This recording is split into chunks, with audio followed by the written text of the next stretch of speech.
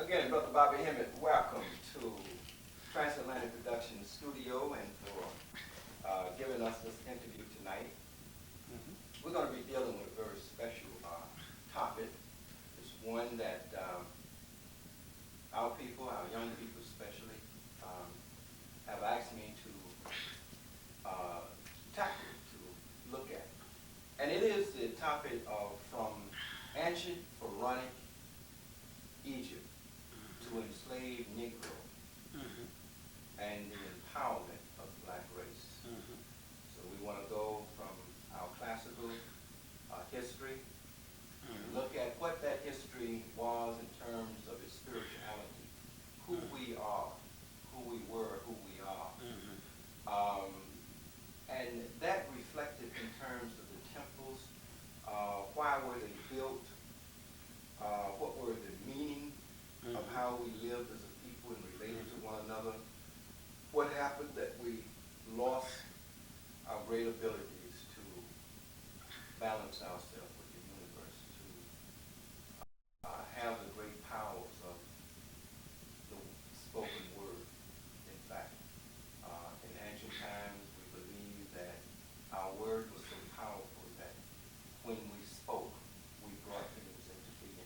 I want to look at what happened that we lost that great ability, that great insight we had to the universe. Or perhaps maybe we haven't lost it, but let's look at how we became an enslaved people after looking first at our great accomplishments and looking at who we are now, that we have been a conquered people, but are we really conquered? So we want to look at beyond slavery. So Bobby, if you would, let's begin with looking at that great period of time when we were masters of ourselves and rulers of the world. Okay, my entry into this is going to be one, not so much clearly the historical period of where we, the pharaohs, because that's clear. We are the pharaohs. We are the Kamites or the Egyptians, and that has been well covered. Can perhaps, Bobby, would you touch on that? What are some of the things that today we can look at and say, yes, we are. We are. In terms of coming Well, together? there's a good argument was made, one that was not entered into the great Afrocentric movement, where we covered so much of this information. Because we didn't have this particular piece, which would have been Exhibit A, and not only that, it would have clarified some things. We know that we are the Egyptians or the Kamites, but if you're talking about documentation, unfortunately, this one single piece would have been something that would have been so awesome. At that particular time, 9, 10, 11, 12 years ago, 8 years ago, 7 years ago. But never late. We do have some document that I want to speak on that is profound. There's a guy, let's see, this guy's name is, he wrote a book in 1937 called God Wills the Negro. His name is Theodore P. Theodore P. No, I have that. You want me to get it right quick? Yeah. I have that. Yeah, a copy of it. Looking at some of the evidence that we can put our hands on that can show us that we are really descendants of ancient Pharaonic Egyptians. Yes, document came out in 1939. A guy that went to the University of Chicago named Theodore P. Ford, PhD. Yep, Theodore P. Ford wrote a book called God Wills the Negro. And in that book, he gave a great synopsis of what went on in Kemet during the last invasion, which would be the Arab invasion of Kemet. And in so many words, what happened was a lot of people fled Kemet. The Egyptians fled and basically went en masse to West Africa. And in so many words, what the book is saying is that once the slave trade came years later, that the West Africans, in so many words, when the slave traders came, they allowed the slave traders to capture the Egyptians and the Canaanites because the Egyptians were homeless. They didn't have a home anymore. So let's just say that you are a leader or a king. Your loyalty and your responsibility is to the people in your tribe, your kingdom, or your nation. So since the Canaanites were no longer in power, didn't have a nation because it was overrun by the Arabs, they were looked on as homeless. And so some of the chiefs or the actual kings gave the Egyptians up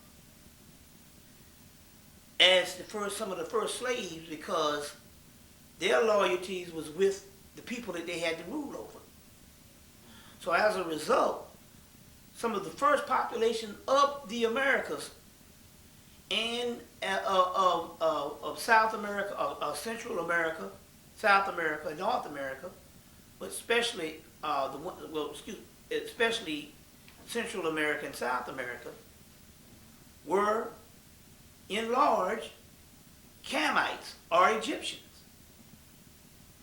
based on the people who gave them up said, you know, but they don't have anything to hide. These people are homeless. Or we're not really losing anything. These people are not a part of our nation and they're homeless. And these were very advanced people, people that had a certain air about them, that even if Theodore P. Ford said, it raised certain attitudes towards them as being people that were so advanced till other tribes or other nations got jealous of them and had no problem enslaving them or catching them and capturing them for the white slavers. So we're talking about perhaps 15 to 1800 years later. Yes. You know, somewhere from 13 Yes. to Exactly. 1800 years Exactly. later. How would they still be a homeless people? Homeless as if they might not necessarily have been indigenous to the area, and to the point where as they probably set up their own state. But remember, because we know the Dogon, case in point, is descendants from the ancient Egyptians. You know? Because even the Dogon even say that they came to the West Africa during the time of Timbuktu from Kemet. You see, from Kemet. You know we talk about people that have a profound oral history. West African, East African. So the West Africans could doggone sure know who just got there lately. Even if it's 1800 years? You see what I'm saying? They sure could tell who just got there lately. For the simple fact that even in modern Africa right now, customs are very important. You might go up the street and do something, and they might love it. And you might do the same thing up the street in another area, and they might offend somebody. So we're talking about people that literally can identify new people to the area even 1,800 years later just by their customs. And these people had to have been some people that if they were Egyptians, then there had to be no mistake about it, that they were some very sophisticated people. And this is where Theodore P. Ford is saying that there was some jealousy going on. You see what I'm saying? I'm much inclined to believe him on this particular aspect. Number one, he went to the University of Chicago. He went at a time in the early ages of Egyptology, because even at the beginning of the 20th century, they went at a time of the early ages of Egyptology. We're talking about around the time that Rockefeller was pumping a whole lot of money up in there, who basically, literally, built the School of Egyptology with James Henry Breasted. So this person, by him being a person that is at the University of Chicago at a time when it was not... Actually, it was 1919. Yeah, 1919. University of Chicago at a time when, because the book came out in 1939, at a time when it wasn't even popular for blacks to even be in some type of program like that, because today it's still not popular. We have only a few people. So therefore, he would probably be able to get a little more access to things back then than you can now, based on the political aspect of them, the Europeans, knowing that we're looking for our ancient history. And he was probably the prototype and the model in which the Europeans looked at and said, we're going to make sure that nobody else gets deep into this particular information to write this type of book, because the government came in and confiscated the majority of the books of his book in 1939. This guy even went as far as to showing the black women in Chicago at the time that's not so much far removed from slavery. If you're talking 1919, we're not talking about a people that could be amalgamated in European features. We would even say that before 1950, there was probably tons of black people, you see what I'm saying, with the original stock or the original phenotypes of Africans. In the South. In the South and in Chicago, because you remember now Chicago is a great migration point from Mississippi and Alabama and Georgia. You see what I'm saying? New York is a great migration point, you see what I'm saying, from South Carolina, North Carolina, Virginia. So in Chicago, we still have these Southerners that is migrating into the North. And this migration period, although it was a great migration, it's probably started as early as the late 1800s. It probably wasn't a boom, but they've always had a migration pattern. And we got to also break this stuff down, that things happen that's spiritual. So we can't never rule out the possibility that everything has to be on a European left-brain scholarship in the way that things happen. Things happen spiritually. Now, in his book, he showed the phenotypes of Chicago women, black women from the South, put up against statues and drawings at the University of Chicago of the Pharaonic people. And it was an uncanny resemblance. You see what I'm saying? It was an uncanny resemblance. I mean, you know, there's no way that if they, let's put it this way, if we argue that these people had European mixture, they still wouldn't look like the Egyptians. And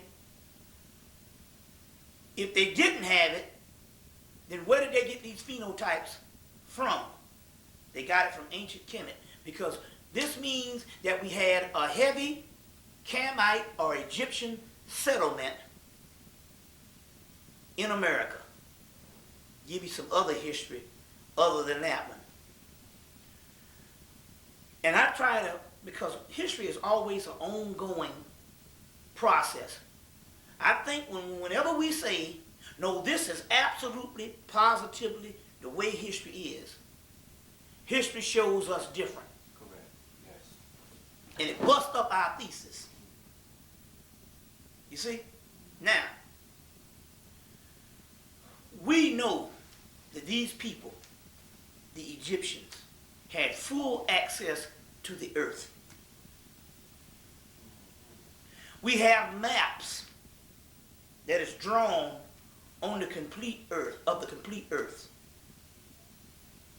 Thousands and thousands of years old. And there's only one way this could have happened. Number one, they got it from a concept of space, or they actually traveled the globe. Now, one of the other stories is coming that I got from Memphis, Tennessee in 1993.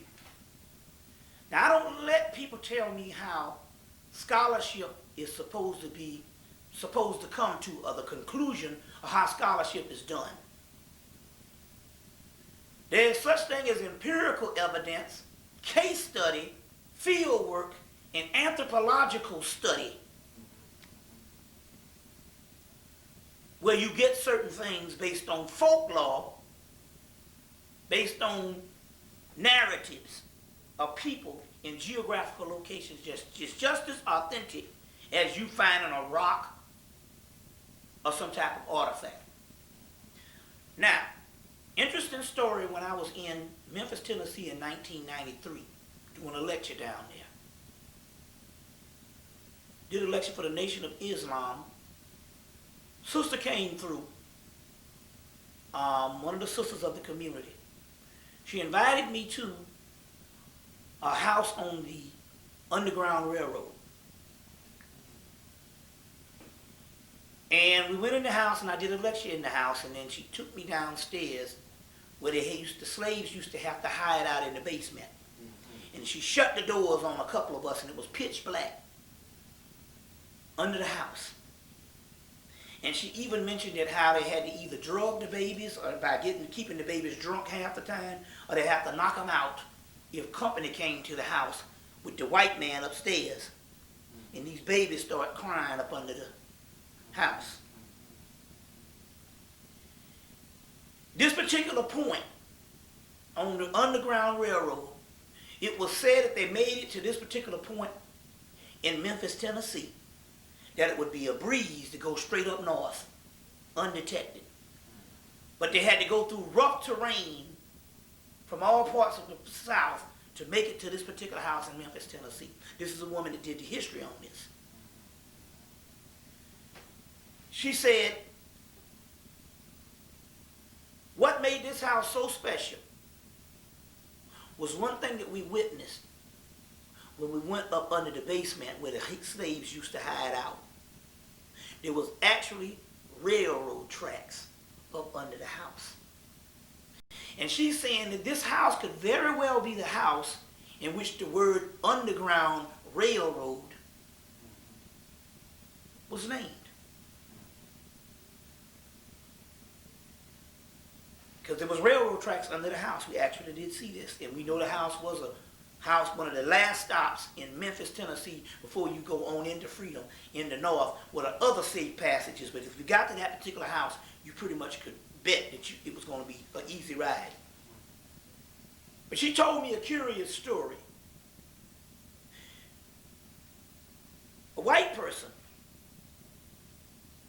knew about her, knew that she had done a lot of work in the black community, and knew that she was about uncovering knowledge of her people. And she said somewhere in the late 80s or the early 90s, white guy was dying. And he called on her, because he'd seen pictures. He always saw her popping up in the newspaper, uncovering this and uncovering that. And she had already done a whole lot of publicity and a whole lot of information on that Underground Railroad. So he called her that house So he called her over. And apparently there was a little island in the river near Memphis.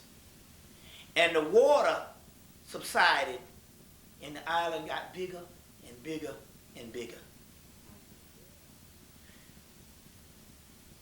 The University of Tennessee, which got the big old glass pyramid down there. You've been down there and saw this thing? I've seen it. And the statue of Ramesses that the president of Hemmitt gave them, a replica of Ramesses. They went and excavated the land, and they dug up a lot of ancient black bodies.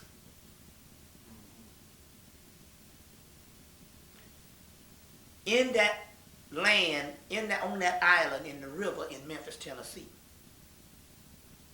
The lady went on to say that based on legend has it, that when the Europeans got to Memphis, Tennessee, they didn't name Memphis, Tennessee based on their knowledge of Memphis, Egypt, or Memphis, Kemet, based on them being Masons or whatever. In this particular case, what happened is, the legend has it, is when they first settled the land, the Native Americans, or the Native Indigenous people that we call Indians, or the Native Americans, said that this particular place is called Memphis. And they insisted upon it that this place was to remain Memphis. And it was the Native Americans that taught the European settlers about Memphis. And they went into the story. This is remarkable stuff. They went into the story that at their first beginning of whenever they migrated in, there were these Egyptians living on the land in Memphis. That was a subsidiary of original Memphis, Egypt.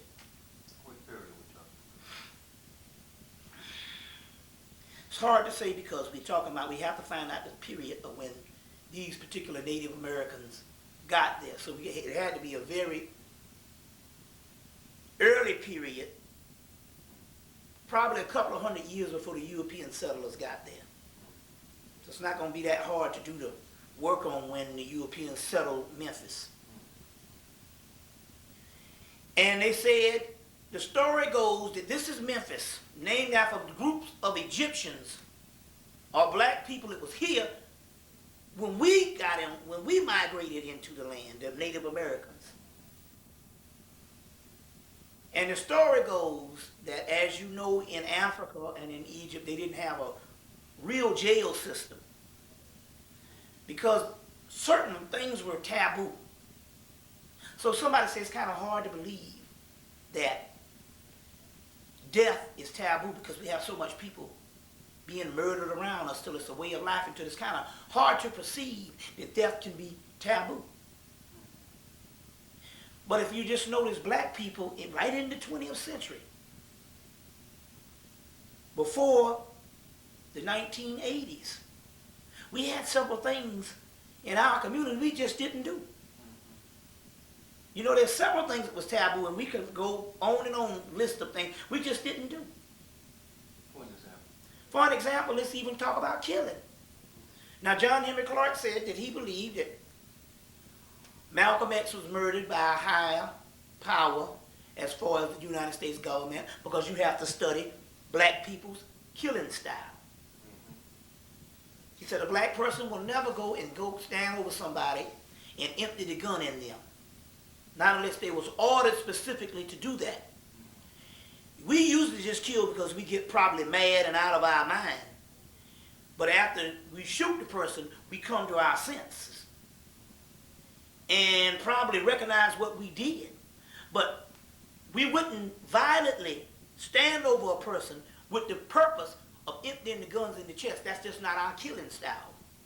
And we talk about if we got killing patterns, we could take the killing patterns from just the 20th century when we fell into this foolishness of murder. We just didn't do certain things. You see what I'm saying? This might be a little raunchy for some people, but I remember as late as the 1980s and as late as the early 80s and the mid 70s, where it was taboo for a black man to even admit that he had oral sex. You just didn't do it. You see, even Richard Pryor commented on it on one of his tapes. You know, black man don't never admit that he ate something. You see what I'm saying? So we know that there's several taboos that we just didn't do. You see what I'm saying? There's several things that we see white children would do that we wouldn't dare do in front of our parents. That's true. You see what I'm saying? In front of our parents. Now, going back to this, because we didn't have a jail system, some of the penalties were, because it wasn't probably some real vicious things, but if you did some stuff that was just taboo or unforgivable at that particular point, you just were allowed to leave the community. And that was enough punishment to be uprooted from your original dwelling place or habitat, which, because culture was everything, but outside of culture, you were nothing. So it would be taboo, or it would be just as much psychological punishment to be banished from a society. Well, the legend has it is that there was a new state set up in the Americas for people who, number one, were banished from the societies, and they would settle in remote places. Well, the legend has it that one of the places was Memphis, Egypt. First, it was a settlement for people who were banished from the societies, and later on, based on visitation and trade with these particular people, it later on became a province of ancient Kemet, and was named Memphis. This is the information that the sister gave based on the legends of the Native Americans. You see what I'm saying? Now, there's all kind of Masonic history the European is hiding. In Richard Noon's book, Ice the Ultimate Disaster, 5/5/2000, Ice the Ultimate Disaster, he quotes several Masonic organizations that had held on certain information that is also quoting the early white settlers, here again, in America, when he said that when the white settlers settled Maine,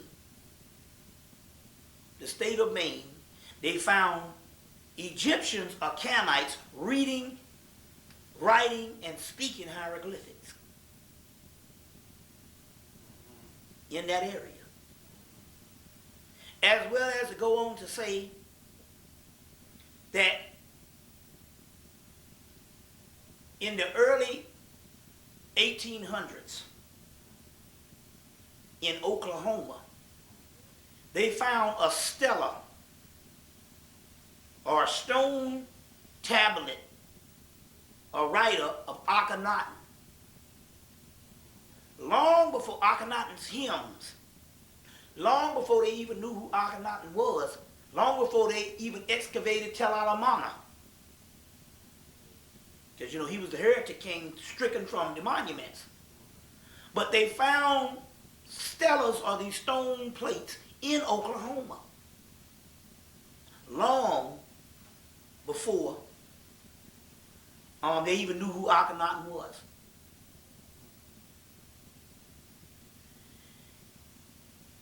There's reports of whole temples, the Temple of Isis, the Temple of Osiris, in the Grand Canyon. Now all of a sudden, mysteriously, you can't go to certain parts. Just as that book what's called God Rules the Negro.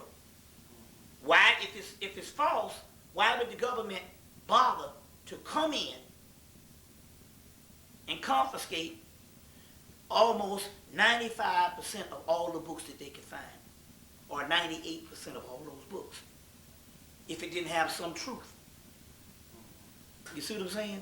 If it didn't have some truth. So you hear these Moorish organizations saying that there was Egyptians and ancient people over here long before the slaves got here. And this is probably some of the greatest mysteries on the earth. You see what I'm saying? But we cannot do like the European and set certain standards that later on will hinder us from looking into greater insights, even into history, by saying, no, this is the way it is. You know what I'm saying? This is the way it is. We can't do that. So there's just as much a Camite history of America that's connected with us as it is West Africa. Now let me give you some metaphysical aspects of why this is to be.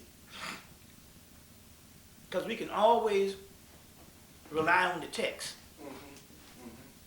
Now the text say, No, keep going. okay, the text say that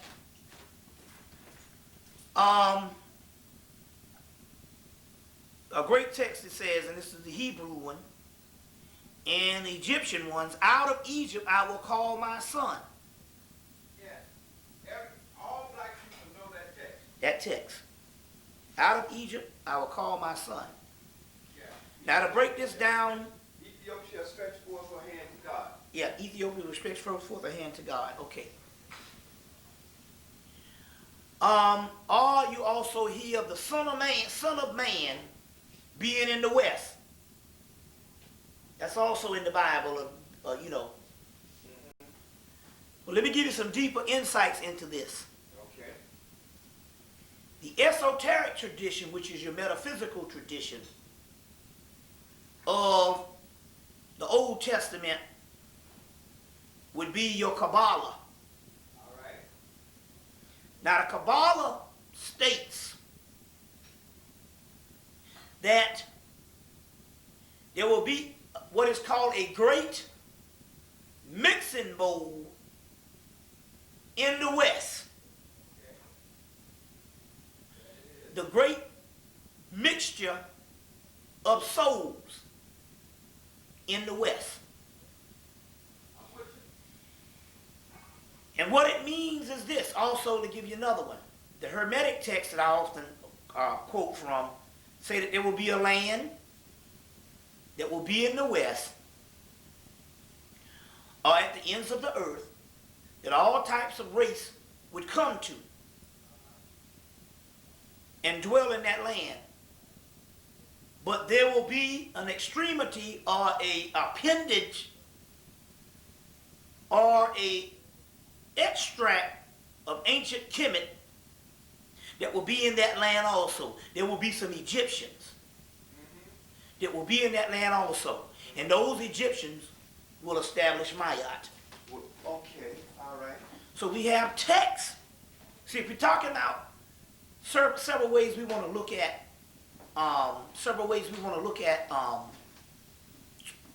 what we call truth or proof. Well, we just go and see what the records with the Egyptians said. There's even been translations of the word Osiris or Osar that meant the West. It means the West. I'm not familiar with that, Bobby. Yes. It meant the West. It might be, if I'm not mistaken, in this book, the Egyptian Book of the Dead, or going forth, the book of Going Forth by Day, translated by Raymond Faulkner. This particular book, that, if I'm not mistaken, I've even found references to it in this particular book. about the West being named after Osiris. So it's talking about a Western body of Egyptians that is extracted from the mainland, torn apart, and scattered throughout the land, and then put back together in the West by our set, Isis. But there's a form of Isis called the winged Isis, which is Mayat. You see? Which is Mayat. Now let me give you a greater scientific terminology of what the great mixing bowl in the West is. The people in Africa are so old until there is no birth records. What do you mean? No birth records. Well, the Honorable Elijah Muhammad said, as a symbolic number, we're 66 trillion years old. It's a symbolic number to represent there is no beginning. As long as you want a doggone record history, we were there. Now, they got some translations of some Arabic texts in Europe. They got there by the way of the Moors. But the texts are so old until the original or your regular Arabs, or what you call your regular Arabic or modern day Arabic, is different from it. It means that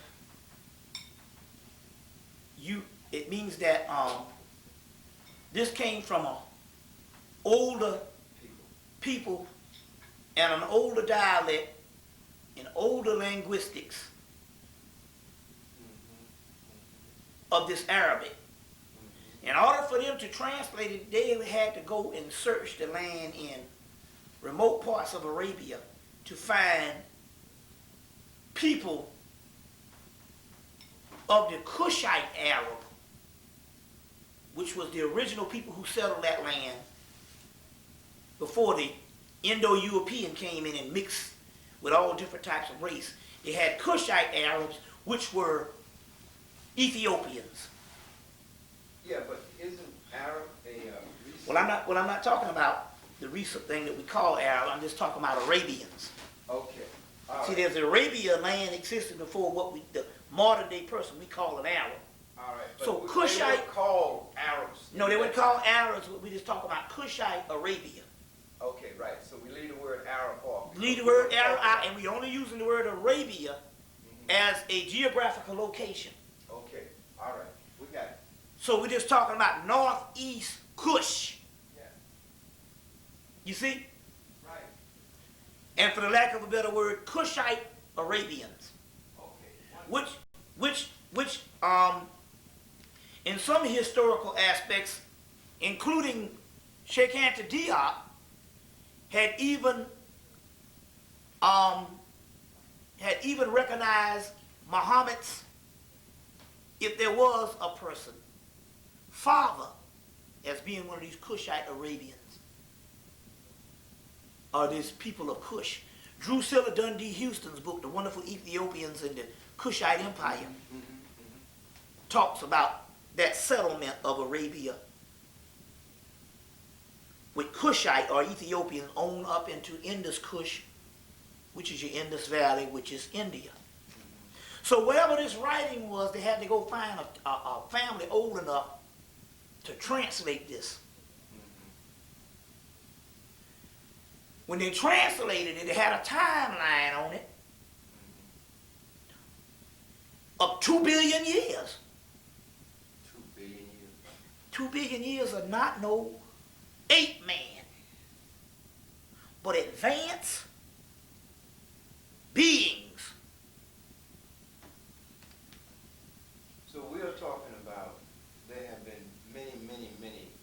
civilization. yes, because see, we have to do this if we're going to say we're superior, then we're going to have to believe in not what modern scholarship says, the way you're going to look at things. We got to believe in what the Egyptians say.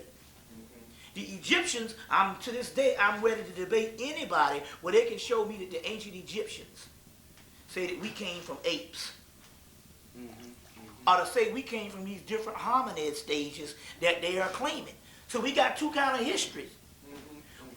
We're not necessarily saying that they didn't find bones of these older people, these older hominid type of animal people or whatever, but it could very well be bones of a series of apes, and not necessarily the original man.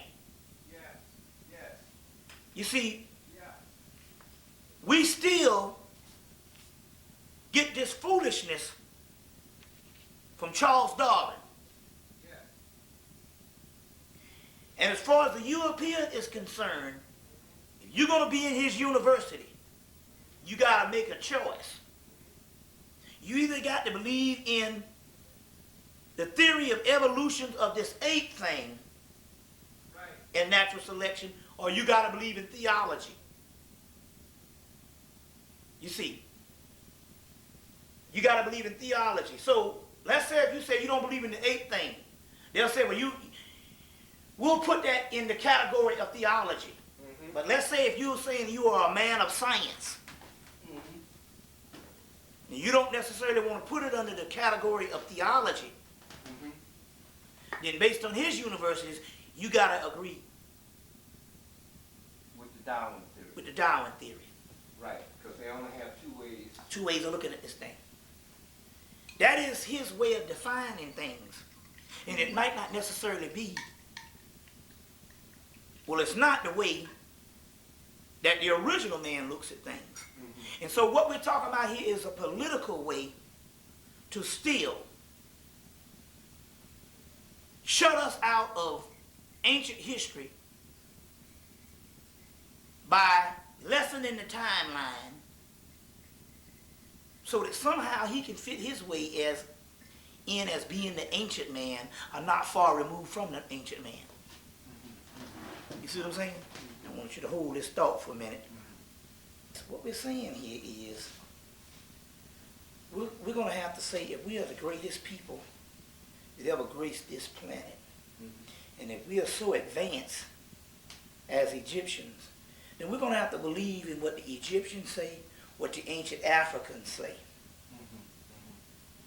And there's a saying, Alvin Boyd Kuhn, in his book, Who is This King of Glory, and the book, Lost Light, one of John Henry Clark's scholars that he likes to quote a lot, this book, Who is This King of Glory? Correct.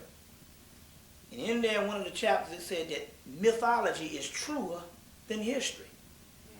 So that means that someone has come in, and over the course of the last couple of 100 years, let's say European scholarship at its apex that we are involved in, it is mainly late 1800s, when we were thrust in this thing, late 1800s and the 20th century. Well, Bobby, just let me ask you, if you know, how was European history created, initiated? Because history is something that primarily only Europeans write. Yeah, okay, well let me... And when did they base it on? Okay, well I'll answer that one by giving you this particular information. Mainly in this 20th century, they have convinced the world that mythology is some type of secondary, primitive, pseudo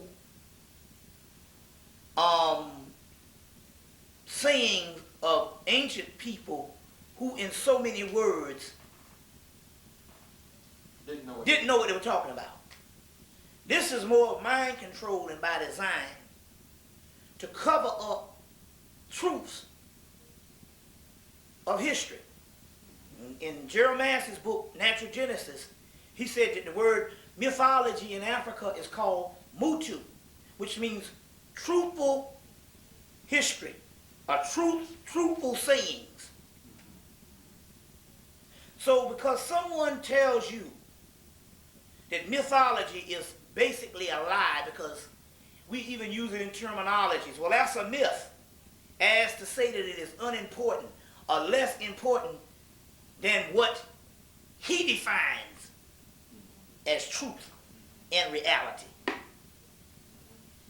So when we look at mythology, we have a different view on it. My mother, when I was trying to explain to her about Isis and Osiris, she was like, well, that's mythology. Give me something else. That's mythology. As if to say that mythology has no merit when it comes to so-called quote-unquote truth. Well, what is truth?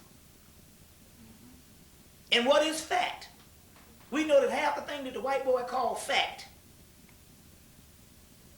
100 years ago has been disproven.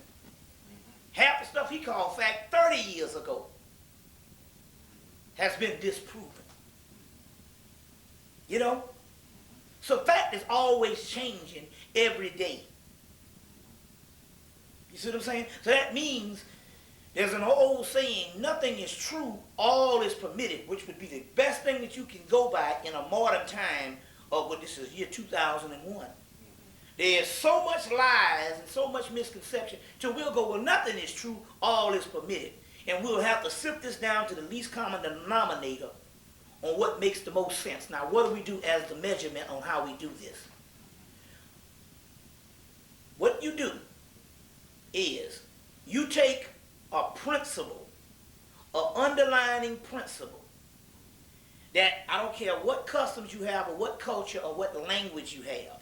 If you have a story told around the world and the principle always ends up the same, then that's closer to the truth. Because here it is, how can you have different culture, different language, different people, and a different mythology or a different folklore, but the underlying principle means the same? That's closer to the truth. And that's how you get to the truth. When you can find a synchronicity and a comparativeness throughout the world or throughout centralized customs and cultures, where you have the principle underlining is the same. And no other discipline on the earth does this over and over and over again like mythology.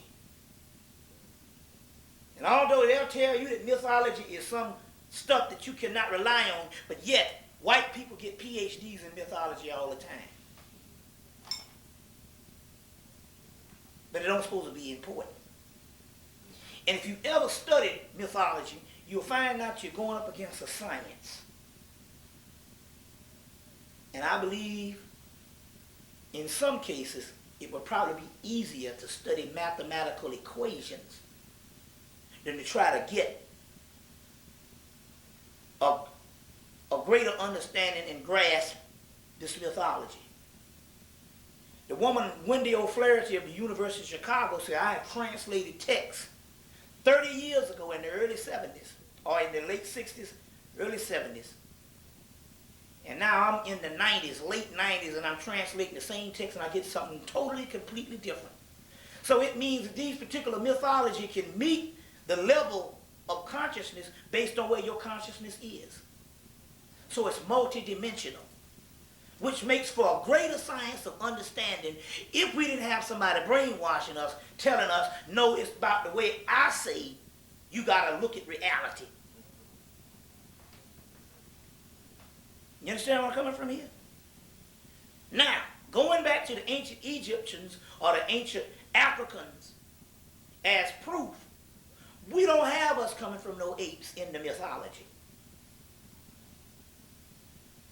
But here's the scientific department saying, well, we got all these hominid stages. We got proof, we got all these bones. And we don't necessarily say that these bones don't exist, because clearly they do. What we're saying is the black man didn't come up out of it. it could very well be different hominid stages of apes.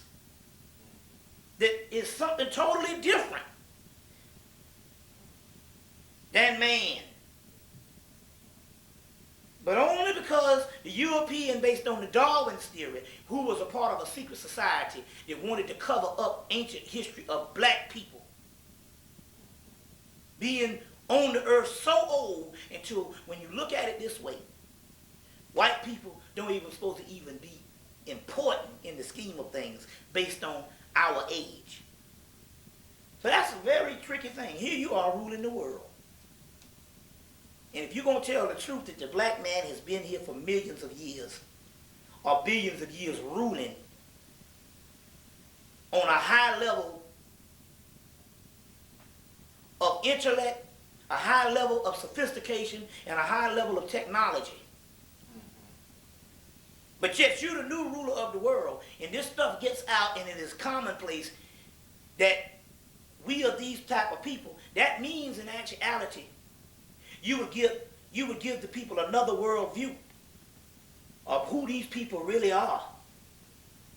Well, obviously they got to be a great people because they've been around for millions of years. So what better way if you're going to rule people or colonize a people is you got to wipe out that history. And in order to make it authentic, so that you can say that I'm a central player in this game of life or history, tell them we all come from apes and shorten the timeline to a couple of thousand years. And therefore, white people can justify being around just as long as we were by saying that in actuality, what the Egyptians say, that when man first hit the earth, he wasn't no ape. We were always here. Right here in this book of the dead, right here, they say the great ones. And some say the great old ones. And we don't have any text. So who am I going to believe? See, this argument now, even against anybody, and I don't care how great a scholar you are, this argument is futile, not unless you can tell me or find ancient Pharaonic, ancient African records where they see in their narratives, which is called mythology, that we came from apes. Until I get it, I'm not going for the bull. But then again, on the other hand, we have to also look and say, at this particular time, we got to even look and find out when we define things, is it the white man's definition that we are defining things by as the yardstick where we measure, or is it our definition? You say, well, how do we know what our definitions are? Because we left enough records behind. Yeah, there's been thousands of records that's been destroyed, but we got enough access to the records behind if we would just study the ancient mythology to get closer to the truth. And all of that ancient mythology says that we have been on the earth for millions of years. And so this argument, I'm just as much as legitimate for looking in Egyptian texts and finding us being here for a considerable amount of years and not finding us coming from apes as some fool agreeing to something that some white university standard says is the law of the land. Bobby, this is very interesting insight. Now, who is if the black man has been here for millions, Right. and the Right. European, where did he come from, and when did he get here? What's his history? And we've been here for millions of years and then mutate into a Caucasian, Right. and the Caucasian shows up Right. 2,000 or 3,000 years ago, let's say 5,000 or 6,000 years Right. ago, 10 or 11,000 years ago. How did he arrive? What is he? Well, based on the text, this mutation or this particular climate adaptability that so many black scholars go by is only a theory. We don't have any records on that, but we do have records. One very important one. One very important one, and it is not anything that's Christian in origin. There's a text called the Apocryphon of John, coming out of the book called the Nag Hammadi or Nag Hammadi Library. Dug up in 1945 in Nag Hammadi, Egypt. And these ancient texts that somehow didn't get translated into English until 1977. But in these texts, especially that Apocryphon of John, they clearly state that you have the original person, what they call the true beings, and then you have what is called a counterfeit spirit or a later spirit or a later being that is separated from the original being by a single essence.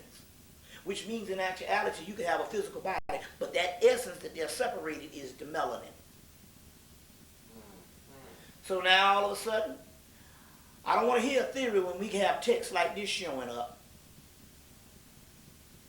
You see, in text at the Ramesses V tomb of Temple of Abydos in the Holy Land, where they say that the Egyptians and the West Africans created the white man. Now wait a minute, you said as a text that Abydos is saying? Yeah, Temple of Ramesses V, Biblium El Manuk. To quote it, you can find it documented in Jeremiah's Book of the Beginnings, Volume 1, page 27. And you can also get a fuller story of it in Sheikh Anta Diop's book, Ancient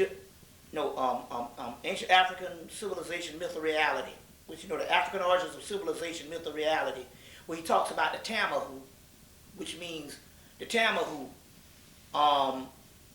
but he omits that part when Jeremiah's Book of the Beginnings, Volume 1, page 27, said that the word Tamahu means, Tama meaning a created, and Hu meaning white light and bright.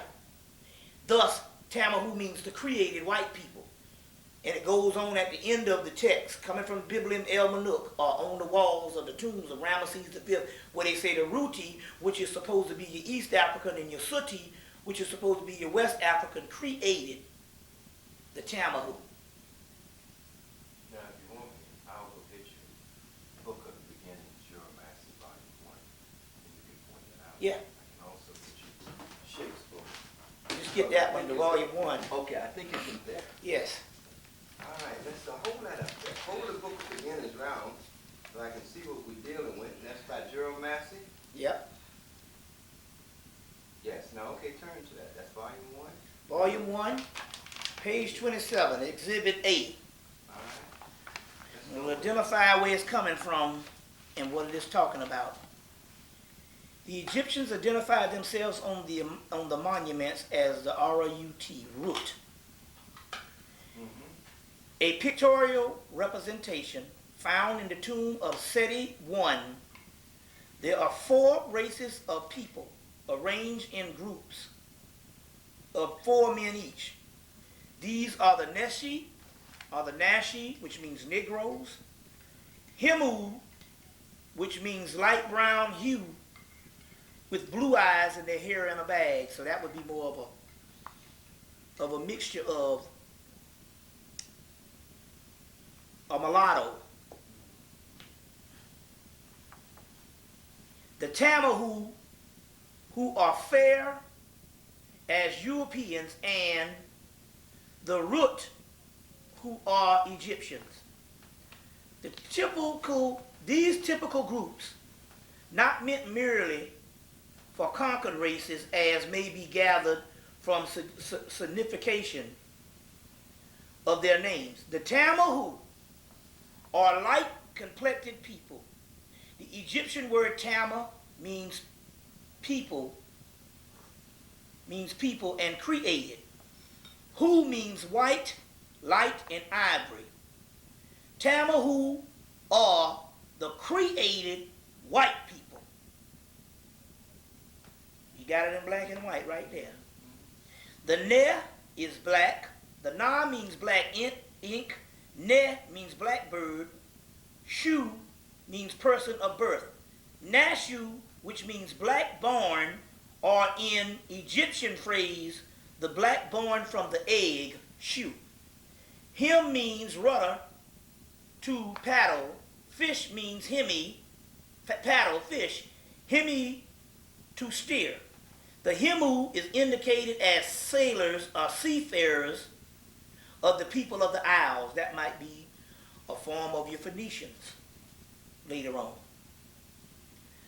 The Isles of the Gentiles, it might be rendered in Egyptians by the Isles of the Anu, or Amu, or Hemu. Now, to cut to the chase, the Egyptians were the true root ones of primordial people who first took conscious hold of the earth, retained a knowledge of the fact, and retained the knowledge of the fact that they was the first people to be on the damn earth.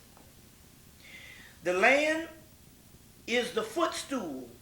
The land of Egypt, is the footstool root, or root. The people were the feet, root, on which the human being first arose erect to attain full stature. Identically,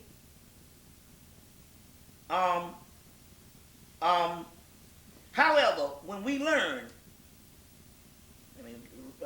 that the Egyptians recognized the black race to be the first created men,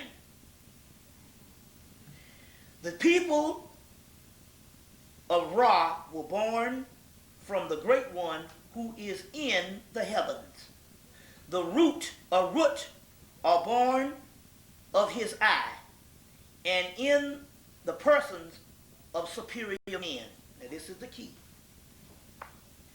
He also created the Amu and the Tamu, as he has confronted himself with the multitudes who came from him in the shape of Negroes, by which expressly and said, Horus is created him, and he defends their souls. So in so many words, they go in and they say that the Egyptians, in so many words in this passage, created, or the first black man created the Amu, which is another fair-skinned race, and the Tamahu, which is the created white men. This is all coming from the Temple of Seti I at Abydos, the first Holy Land. So now we have a page of history that don't suggest no ape man.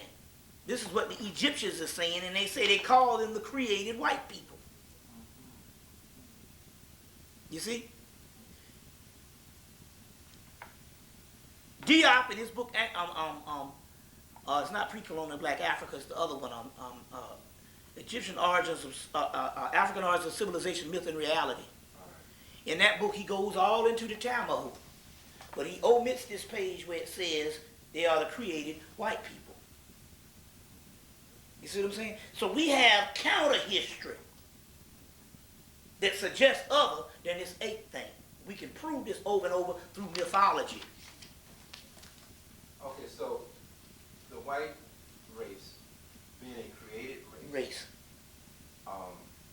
then how do we sync their history up with being a created people and then overpowering the people who were knowledgeable enough and powerful enough to create them? My take on it, based on the mythology again, is it didn't really overpower them. If you've been on the earth for a couple of million years, and even Dr. Ben said that he gets more of a deterioration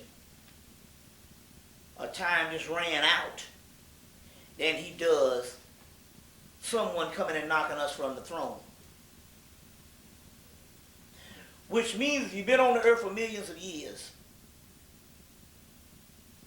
there has to be an intermission. We were weak from our infrastructure of being here thousands and thousands and millions of years. Physically, psychologically, and mentally. You see what I'm saying?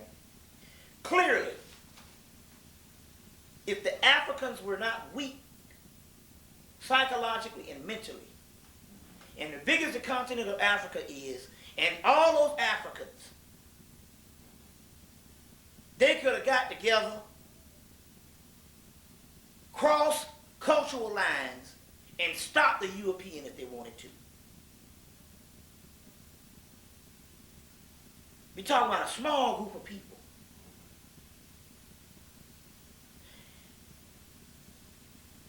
Here's the people that we say are so spiritually in tune. Why is it that they couldn't communicate with each other? We're talking about mass amount of black Africans in numbers that couldn't stop this thing. But in so many words, what we have is some type of catatonic state where these people were so old into the concept of even securing themselves based on a defense system didn't even register.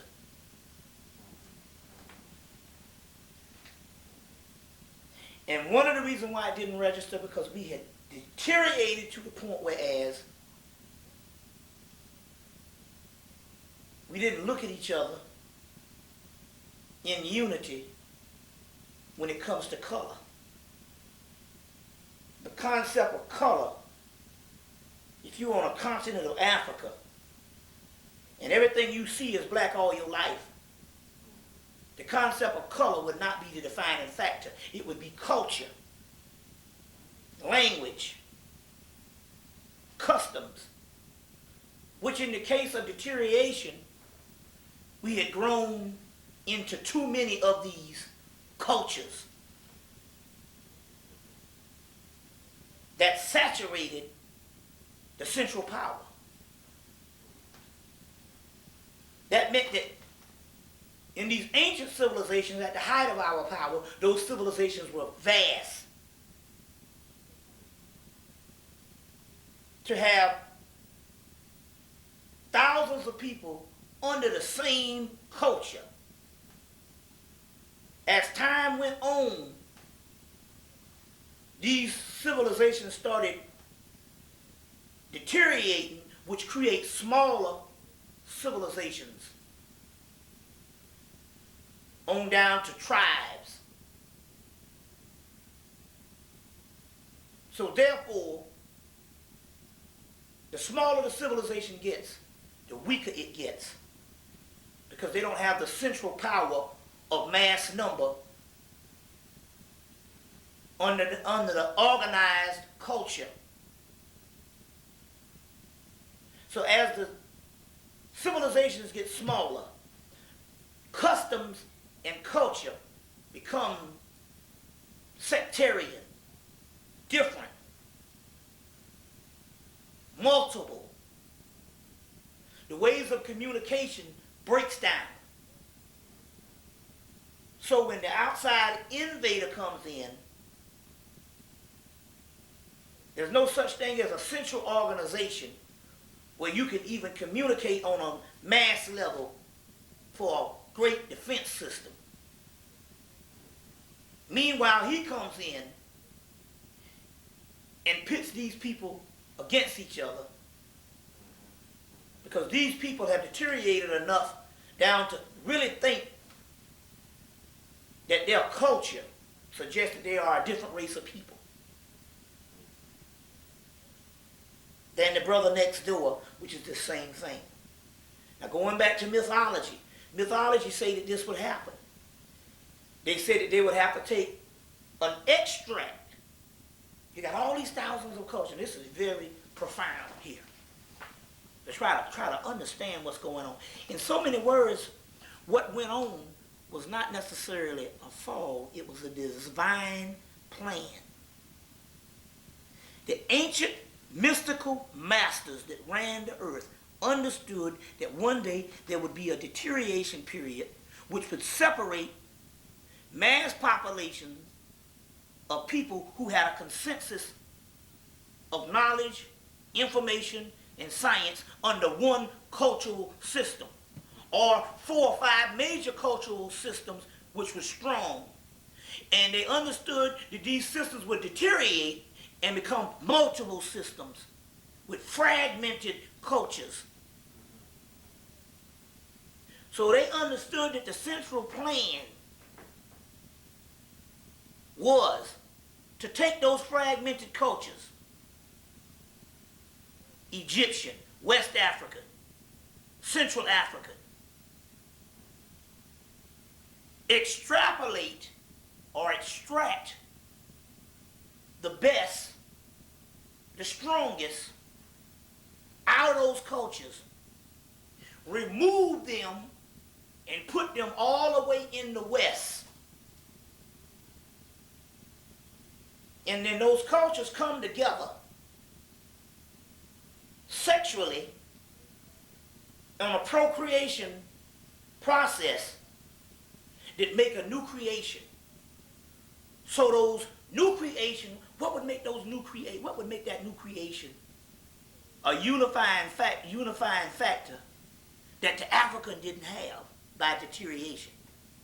Because in us is something that's going on that the Africa is separated by. What do we mean by that? You got Evo, Hausa, Dogon, Timbuktu, Egyptian, Cushite, Punt, Somali, Libyan, Nigerian, Ghanaian, Senegalese. Right. But over here, you create a new person that is mixed together of all these different Africans, because the simple fact, over here you were just a black person, so they just put you together and made it you. But in our blood system, we got Dogon, because we've been a great mixing bowl in the West that it talks about in the Kabbalah. Out of these I will call my son. These houses will come back into covenant, God's covenant, which is the tribes of Israel, Isis, Ra, and Elohim, which is Horus, being reunited. And when they come back together, in our blood, we will have Egyptian, Dogon, Hausa, Nigerian, ancient Yoruba, ancient Bambara, you know what I'm saying, the Fawn, the Dahomey, all in the central blood system, which is a reunited Africa of the ancient world, in the new people, because we are a mixture. Whereas the other Africa had broken apart and made other cultures. In us, we represent the uniting, the solidarity, and the merging back into those ancient cultures, which is called the smooth ashlar, or the crown jewel, or the finishing product. The ancient mystical Africans, recorded in the doggone mythology, we got so much of it, understood this.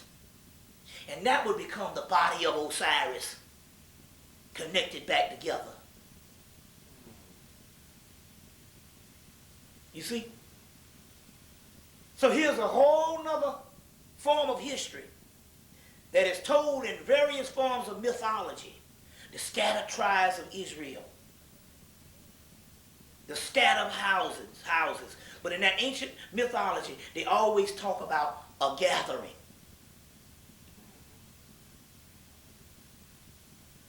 So right in this judgment scene, in the book of Coming Forth by Day, To look at this on another level, you got these different netters, which represents different energies, different aspects of the planet Earth, all assembled, all going through a filtering process of the weighing of the heart and the balancing of the scale, which in turn is the finished product again of Osiris on the throne. So this picture of Osiris, or Osir, these netters, or these particular entities you see here, these gods, these netters, these judgments, are nothing but components inside of this one God. So all of these is in him.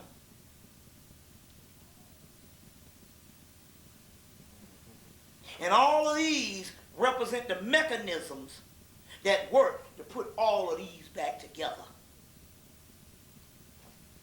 Now, it's interesting. You're saying these represent the mechanisms. Well, let's talk about those mechanisms and what that really means. Well, you got the feather of Mayat right here. Now, let's go into ancient esoteric information. Mayat also is this balancing scales. The royal art of ancient Kemet, or ancient Egypt, is the mystical art called alchemy, which is the study of melanin in so many words.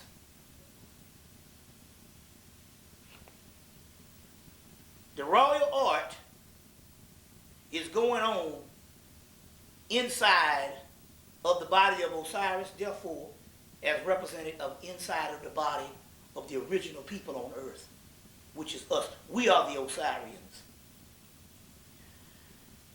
The different Anubis would be a gateway that these gods would filter through to become the one Osiris.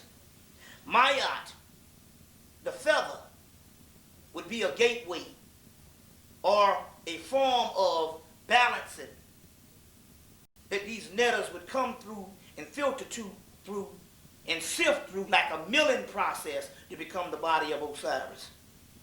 The god Ammit, which is the eater of souls, which in actuality would break down the process of the individual souls to mix it back in to make the perfect elixir.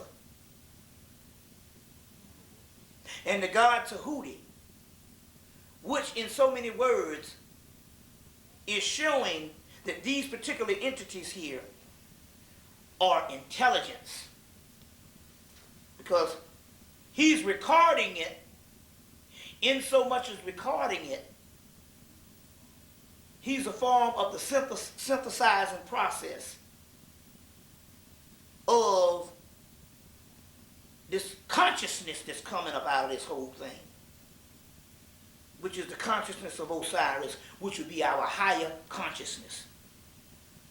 So there's a physiological or cultural level of the same court system and how they do all that. They got that from Kemet.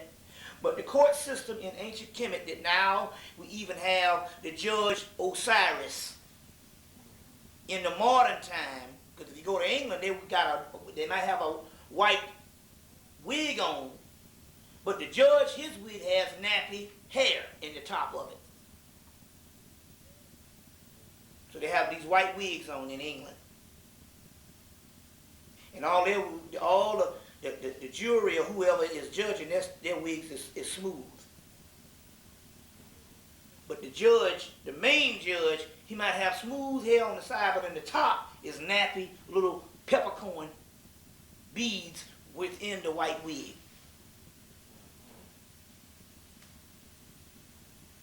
So we have a prototype of ancient Kemet being copied by the Europeans, but even that prototype of the law and the court in ancient Kemet is only a manifestation of something that is going on inside of the body also too, a judgment of energies.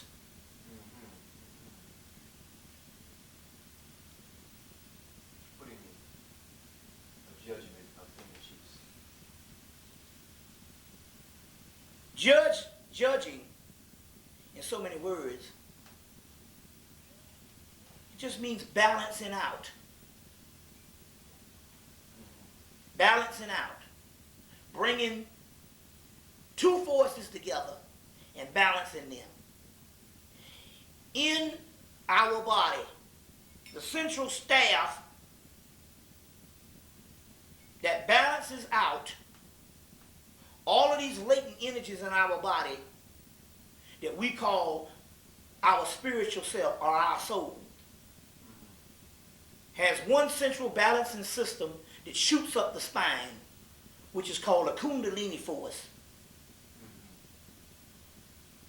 which is represented in ancient cultures as the staff of Tahuti, the staff of Moses.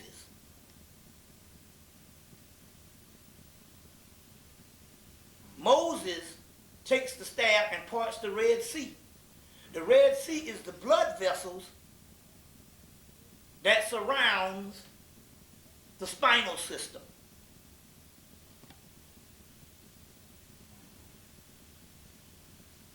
You see, it's 32 vertebrae in the spine, 32 degrees, and 33 degrees, which is which would be the final one in Western Masonic aspect. All of this stuff is talking about a balancing that's going on in the body, which is recorded as a balance that should go on in society. As within, so without. As above, so below. That's what balance is. You see. While we're on this, Bobby, I think it's a good place to segue into looking at the spiritual essence of Kemetic Egypt and how that was reflected in everyday life, in social life, in values, in morality, in the ability to accomplish the things like building pyramids. And what did they represent? Okay. And then we're going to go into that in a few seconds. Aspect of ancient Kemet. We must understand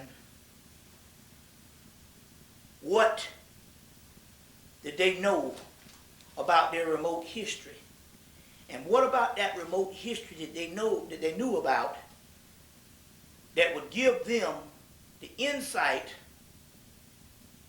in the spirituality to produce a practice and produce various ways of spirituality and scientific ways of looking at things, a research in trying to find out what is needed to be done to get to a higher spiritual level. What was it in their remote past, that brought them to these conclusions? Apparently, these are the most illumined people on earth. And they were the most illumined people on earth because they knew something generally about where they came from and how they got to where they were and basically where they were going. And all the stuff in between is the process and the steps that they took to ensure themselves the final solution. So in order to understand that, we must understand the beginning. The Egyptian beginning or the Kamite beginning, in so many words, to cut through all of the different aspects of ideology, in so many words, they understood that there used to be another primordial entity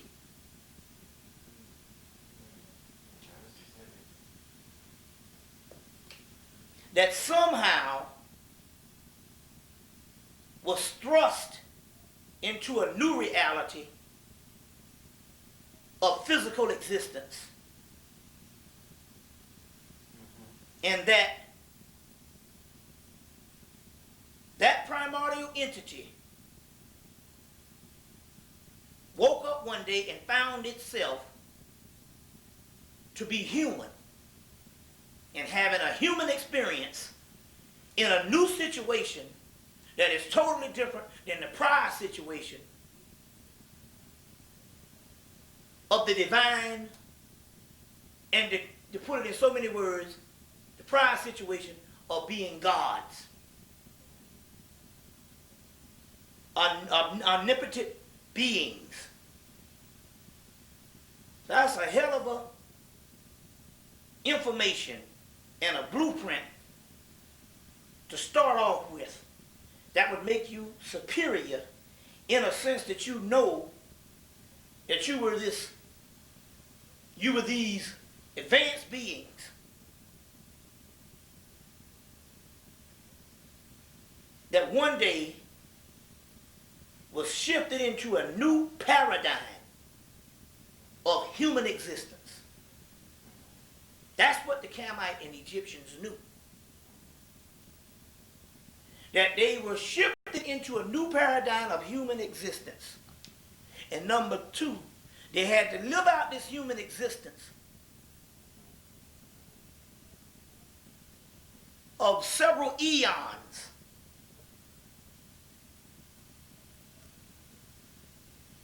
Only to come to the final solution or the final metamorphosis or manifestation back into the original aspect, but not necessarily the same.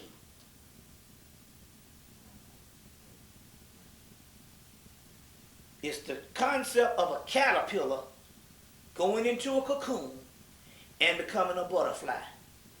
The caterpillar was the original larva of creation.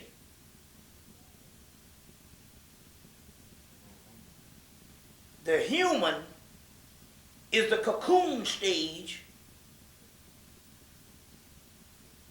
of something that is not finished. I don't care how much of human civilization we go through. It is always in the process of becoming the butterfly, which is a metamorphosized caterpillar god, cocoon stage human. Butterfly represents the finished product.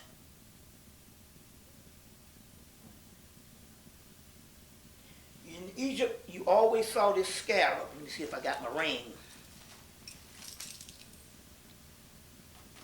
This scarab.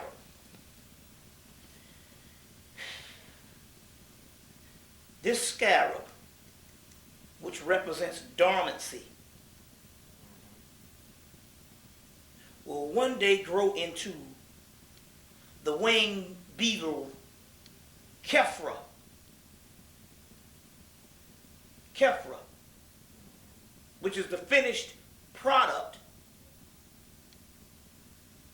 But as long as you have these two principles in ancient Kemet,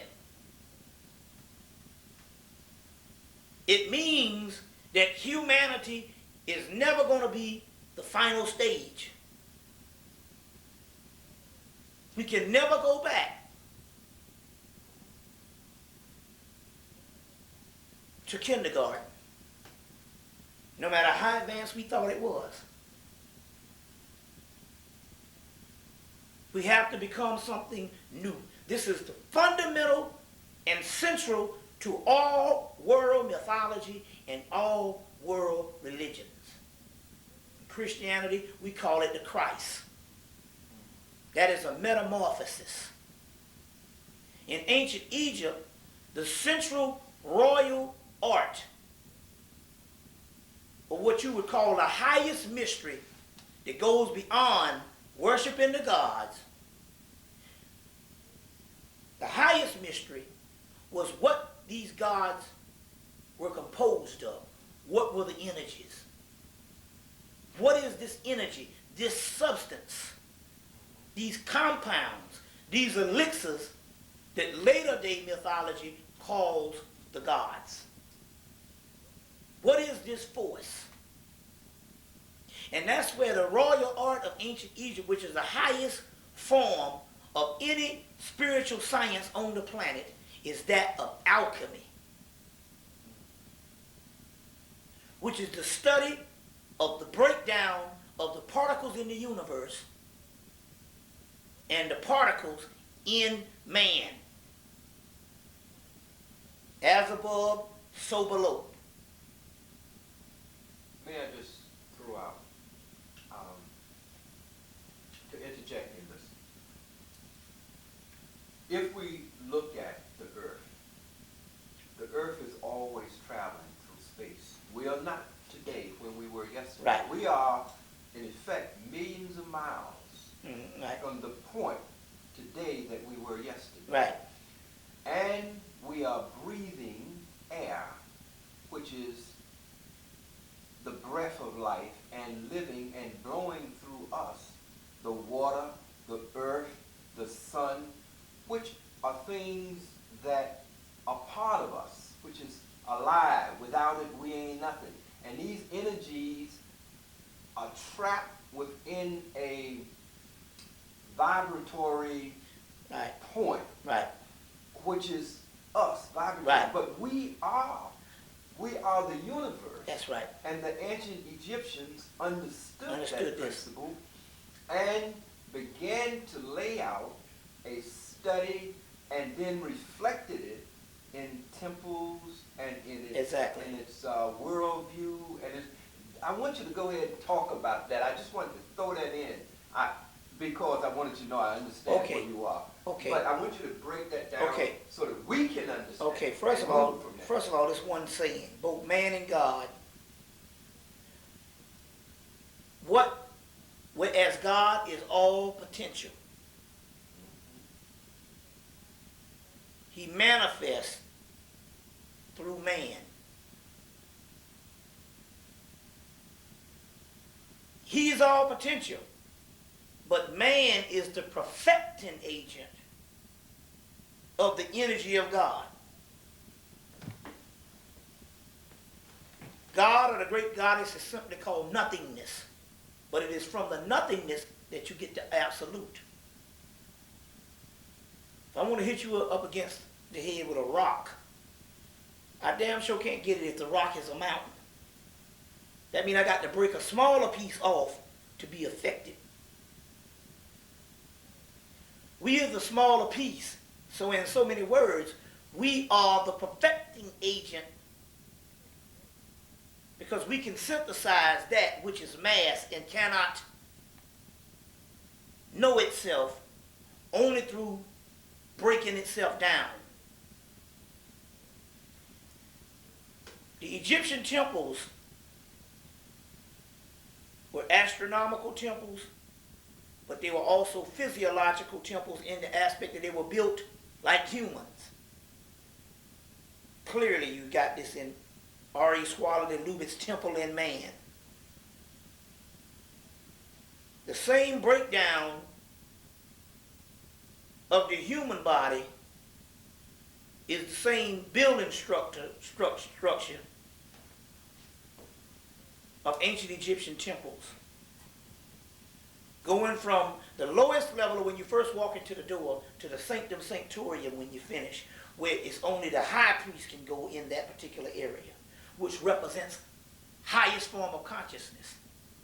So every aspect of the priest that was a part of that building complex, let's take the Temple of Karnak, which is 80,000 students at one time.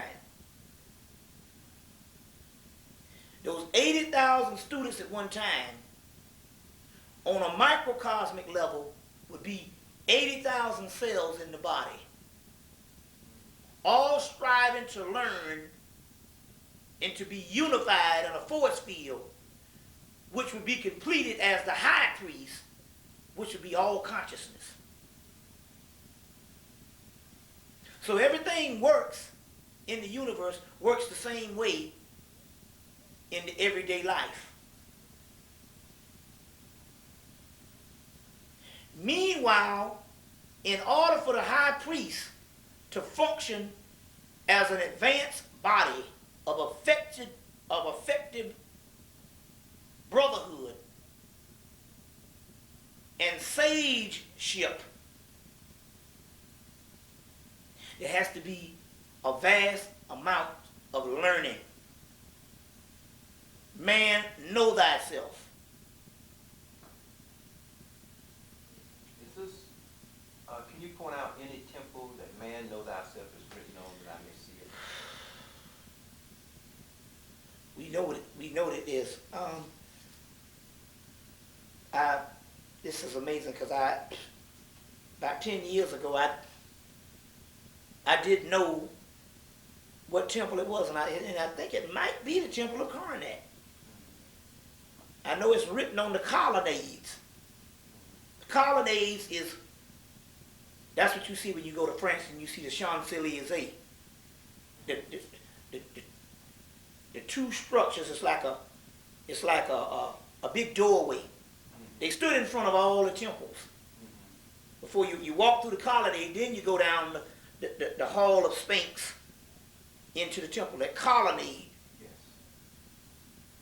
On one of the colonnades, and I believe it's the Temple of Karnak, and it might not even be standing now. But it might be. Man, know thyself is on it. Don't quote me on this, but we know. But I believe it was found on a colonnade. You see. I want to go back to the temples, and you said that the temples reflected the body of man. Yeah. Can you be more precise and illuminate on that? Well, the different compartments. Now let's take the Temple of Karnak. They got these columns in the Temple of Karnak. One is called a hypostyle hall, these different columns. We know that on the earth level, they represent different forms of the reeds of the field, or the papyrus reeds. But it also could represent different forms of trees. That's why they haven't, they're not necessarily, one would be this high, one would be this high, and they won't be in the same proportion to each other. And the Europeans couldn't understand it at that particular time because he was thinking, these people here got the worst architecture in the world, because he didn't understand that they were actually creating the forest. So that's one level. The other level of those columns also represented different structures in the body. You got a spinal column that has so many vertebrae. Well, in the middle of the Karnak temple, out in the yard, where they don't even have it wasn't even designed to have a top on it, you got these columns standing up in the middle of the yard, which also represent not only something that's in the body, certain structures in the body, maybe the lungs, maybe the spinal column, maybe the kidneys or whatever, in proportion. You see what I'm saying? They not only represented the forces in the body, but they could have represented something physiological. You know? We don't have vast representations of these temples left anymore. But R.A. Schwaller de Lubitz, who spent 15 years at the Temple of Luxor alone, proved that this was nothing but a breakdown of the body of Osiris. In that case, the breakdown of the body of the black man. So let's go to mythology. Because in ancient Hebrew mythology, before it is turned into a Hebrew history, it is a Hebrew mythology that coincides with all of the Camite people. Camite and Cushite people. The Temple of Solomon, which is supposed to be a great temple that was built and torn down. It's nothing but the Temple of Osiris. Built, Osiris is cut up into the pieces. Temple of Solomon is built, then also dismantled.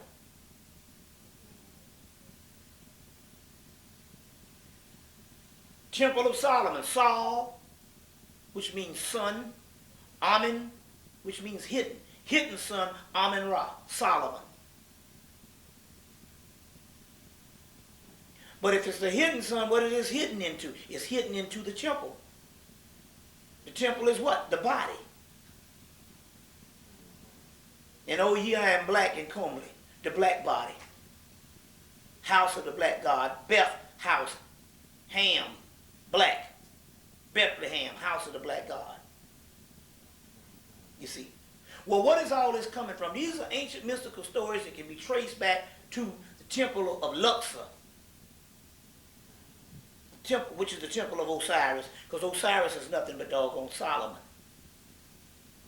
The Temple of Amen Ra at Karnak. Amen, Ra, which is sun, solar, which is Sol, which means sun, Solomon. So Solomon is Osiris, the physical body, or the structure. And inside of Osiris rests the hidden God, Amen, which means hidden, and Ra, which means sun, a particle of light, is inside of Osiris, which Amen, Ra, and Osiris is one and the same. You got the Temple of Luxor and the Temple of Karnak. You see. And then you got a later mythology talking about the Temple of Solomon. They just talk about the same doggone temples that's in Hemmitt. But Solomon is, oh yeah, I am black and comely. But Solomon represents the black person.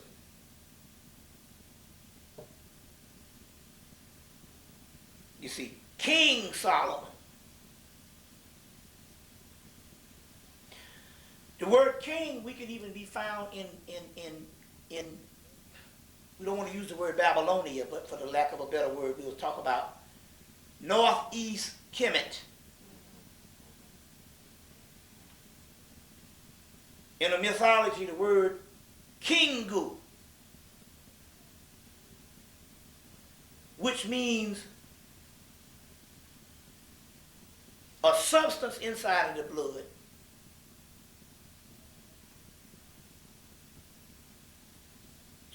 So the word king actually means melanin. And one must have melanin to be king. The blackness that's inside of the central nervous system, and that central nervous system, you have a purple looking substance, dark purple, depends on how the light hit it, from black to dark purple, which is melanin. And purple is royalty. You see.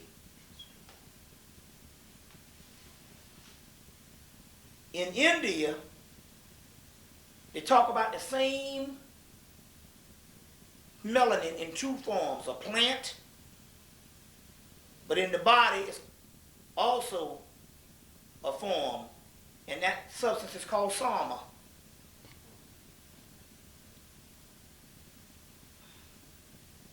But it says not only sama, that they call king sama. Sama is the substance that is needed to make a person a king. You see, make a person a king. So even the word king, which is Pharaoh, has a connection with the blood and with the alchemical makeup of the body, which goes back down to melanin.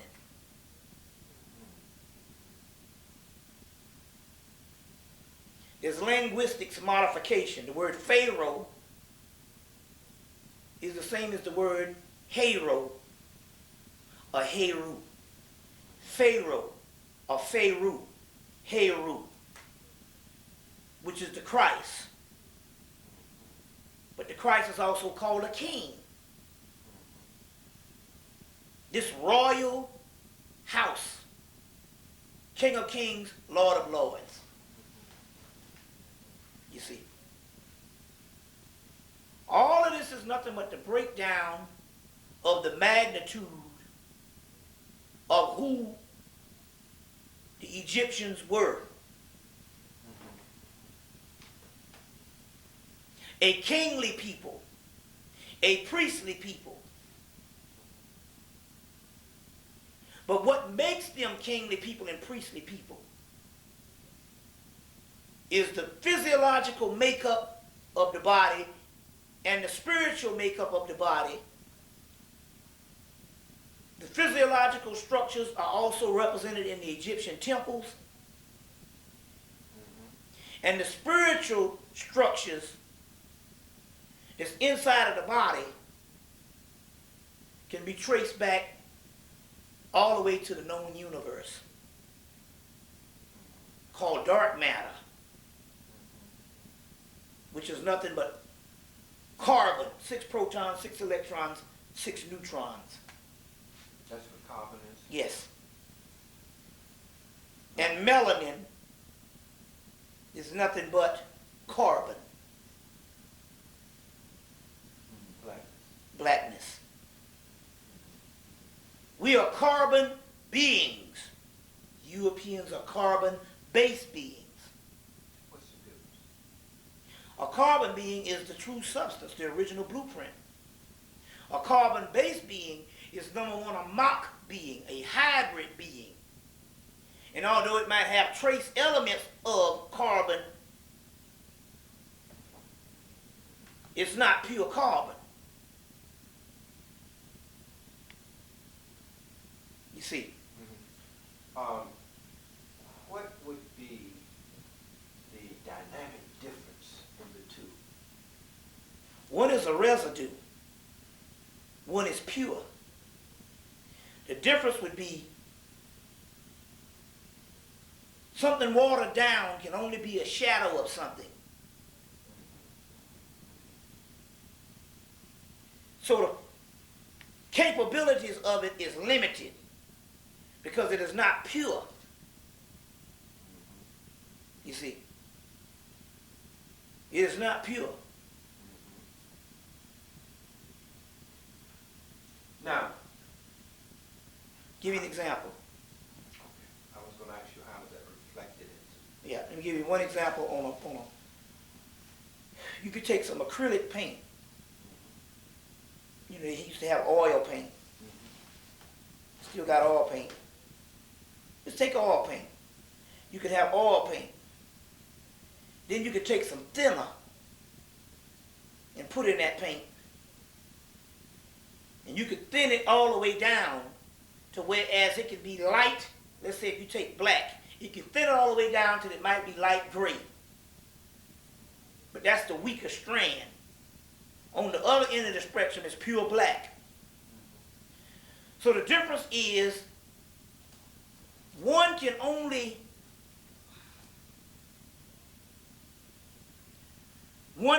be a slight phase of the original.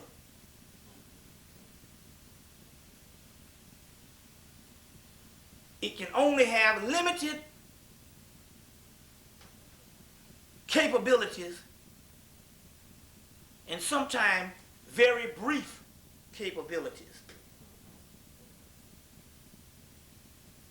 Whereas the most potent substance is capable of being all the time if it understands the process and the mechanisms that go into operating that machine. You understand what I'm saying? The other watered down version, number one, might have aspects of greatness at limited amounts of time, or it might just be set. And it can maximize maximize the optimal level of what it can be capable of doing, but not necessarily go beyond that. Whereas the original version can go far beyond that. So, let me give you one other example. We have the ability to transform back beyond creation. Before there was creation, we were. Our world is built off of several of the primal worlds that existed before our world. Not necessarily the earth, but our universe is built off of several other primal universes that existed before this universe. This universe is just the later phase of it.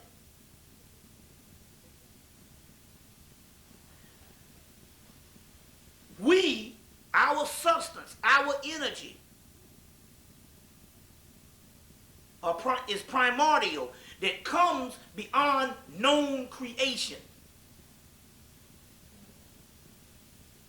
That which is created in the context of creation can only function in the context of creation.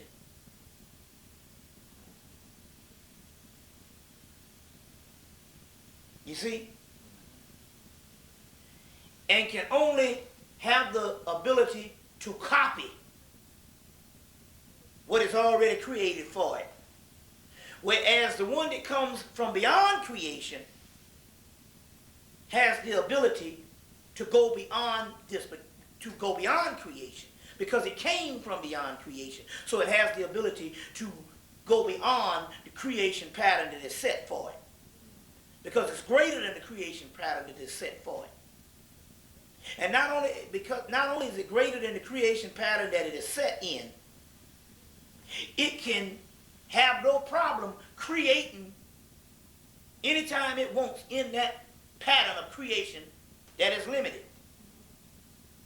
If it's at its maximum power, it can manipulate that particular creation that it finds itself trapped in. Whereas that which is created in that particular creation, that didn't come from beyond that creation, he can only copy the manipulation that came from beyond the creation can do so easily by manipulating. So we talking about black man and white man, the essence. You see what I'm saying? In so many words, they only feed off the energy of the real true being. And everything they do, from a social aspect to a physiological aspect to a spiritual aspect, is nothing but borrowing a limited amount of power from the medium or the true, thorough power, which is us. You see what I'm saying? They don't never create nothing. They only copy, dissect, and even modify sometimes to the lesser degree until they kill it off. Now I'm going to come back to this, but I want to continually look at the Egyptian society or civilization, is a better word for it. In particular, in one of these books, I'm going to draw it down, when you lay out a picture of the Nile Valley, you see temples all up and down. Right. You see pyramids. You see right. The creation of things like the zodiac. Yeah. You see, and when you look at the pyramids, you're looking at trigonometry, all forms of high math, an understanding of the movement of stars and planets and the creation of calendars and time. I wanted you to talk about this so we'll get a sense of who we are and what we've done, but that we may know ourselves. Man, know thyself. I mean, you have begun to talk about it, but I want you to expand upon it. Well, I mean, a lot of it has pretty much been set. Like right here, you have the Temple of Dendera, this zodiac. This was in the top of the Temple of Dendera that now rests in the Louvre in Paris. In the Louvre in Paris. To expound upon this and expand upon this zodiac is 90,000 years old.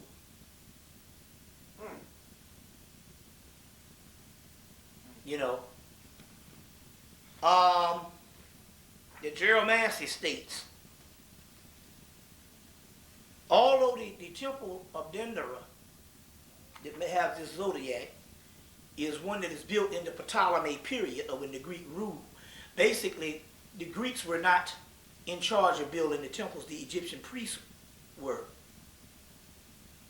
The Greeks wouldn't know what to put on them. The Temple of Dendera, come to find out that it basically is the same representation of an older temple that just was deteriorating, but had a papyrus stuck in the cracks of the wall that they pulled out and reconstructed the same temple with just new material. So in so many words, the material might be new, but the architecture of the temple, as well as the metadata on the temple, is 90,000 years old. 90,000 years old? Yeah. Where do you get that? It's geomancy states it. He alludes to it also when he tries to break down this zodiac of Dendera in Book of the Beginnings, Volume 2, on the last couple of pages. Well, what are some of the indications that it's 90,000 year old? Why would one say? How would you calculate that? Well, they would calculate it based on the calendar, whether it's a stellar calendar, you know what I'm saying, solar calendar, and you know. And what is the oldest? The stellar? Yes. Yeah. Well, and then they would calculate from that is, well, how long the existence can be of the stellar calendar.